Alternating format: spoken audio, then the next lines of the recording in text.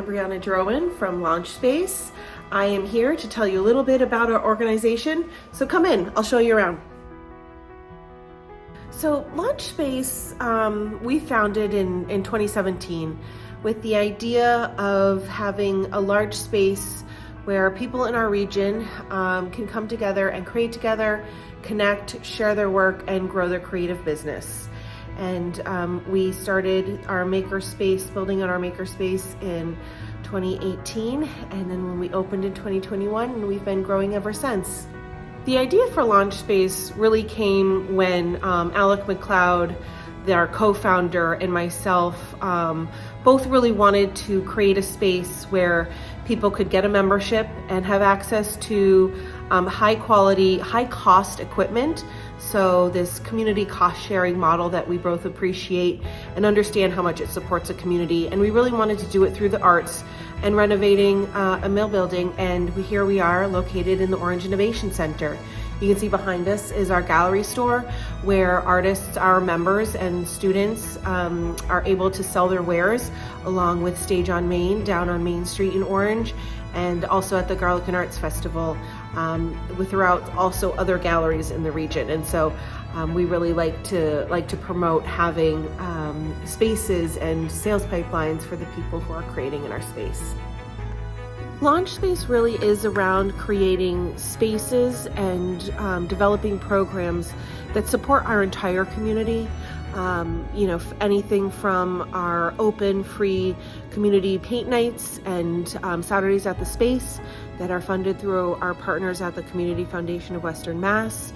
Really thinking of the youth in our region who are looking for that third space, a place that's outside of the home and the classroom that they can come and hang, be creative and supportive. So we have our monthly free teen hack night. We also have our very robust Creative Sector Pathway program that's for 13 to 24-year-olds, where they can come and use the space, learn about the creative economy, creative trades, also entrepreneurship, and really develop a cohort and be in a community of like-minded makers and adult mentors. And that was really important to us. We also have, we'll also go out into the community with our mobile makerspace program, where we go to schools, libraries, senior centers, any residential center. So we partner with organizations around our region and bring our space to you with a fully staffed program and all of the supplies. We also launched our Social RX program, Social Prescriptions, which is very exciting. That has really resonated with the community, using the arts and being creative as a way to heal and some self-discovery, which is always important at any stage in life.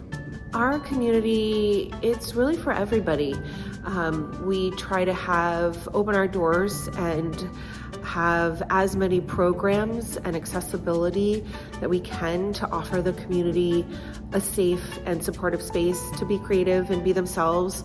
And we have, like the programs I mentioned before, our foundation is our members. They are the people who pay monthly, like a gym for artists, as I like to refer to it, and get trained on the equipment and come and use our space for personal and professional growth. Our goal really is to have hobbyists find a side gig, some supplemental income to support themselves, or have somebody who really is trying to start a business have a space that they can come and do that at a very low cost and learn to scale and have a place where they can fail and start again and reiterate and prototype. And so we have a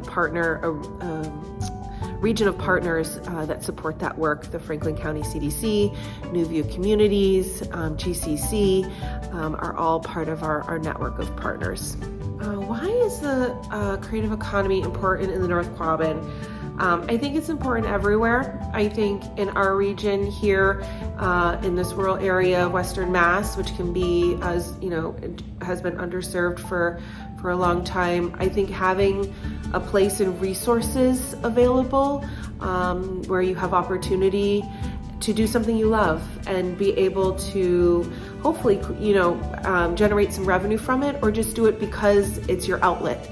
I think being creative when people come here, It'll start out as a way to get out of the house or do something fun or be able to take a break from the day-to-day strains of life. And if they can build it into something where they're making some money, but that's not something that you have to do. I think the creative sector in general is important as a whole. Yes, we are a big economic driver in the region. Lots of nonprofits like ourselves support the creative sector, but there's a lot of for-profits. The creative sector is anything from an engineer and an architect to a fine art painter. The gamut of what the creative sector covers is pretty vast. And I don't think it gets recognized. And that's why I really love that Mass Creative puts on this creative sector week to really highlight to state legislators and to our communities what the creative sector, the impact that the creative sector really has in our region. And it supports people where they are in their own personal growth, but it also supports them being able to make a living. A favorite story about the space, we serve over 2,000 people a year, and so there's a lot of really great stories that come from the work that we do, both inside the walls of our makerspace, over in our community garden, and through our programs. But one that's really new and is sticking with me is one of our Creative Sector Pathway students who are paid to attend our program, launched a business and sells his work, started an Etsy store, and he just bought himself a car. And that's really, what we're wanting to do. We're wanting to provide the programming and the space and the support when we can provide, pay the students to be in our program. That's a big piece of workforce development, and teach them how to save and open an account with financial literacy classes that we do. And then the success story is that they buy themselves a car. So now they can come here on their own and feeling that empowered. And I think that's my favorite success story right now. Ways to support our organization. There's lots of ways, of course. I think, of course, becoming a member, joining a class, participating in our programming, whether that's the Creative Sector Pathway program with you or your children, whether that's attending a mobile makerspace or social RX program. Our day-to-day operations at the makerspace are run by volunteers, so we have lots of volunteer opportunities. And of course, donations. We're a nonprofit. We run a very tight budget. We're a small but mighty organization, and we're really excited about expanding this year. And so this year is going to be very different. We're opening a new facility in Athol with our shared use commercial kitchen and our existing community garden, and tying those together to support food business incubation, also workforce development for youth in the food sector, and food access. And all of those programs, once the kitchen opens this year, will be growing as we start to expand that development. So there's lots of areas over there. And if you're interested and have skills, we're looking for committee members, board members. So if you get in touch with us, you can find all of our information on our website at launchspace-orange.com. My name's Brianna Drohen, and I'm the founder and CEO, and thanks for stopping by.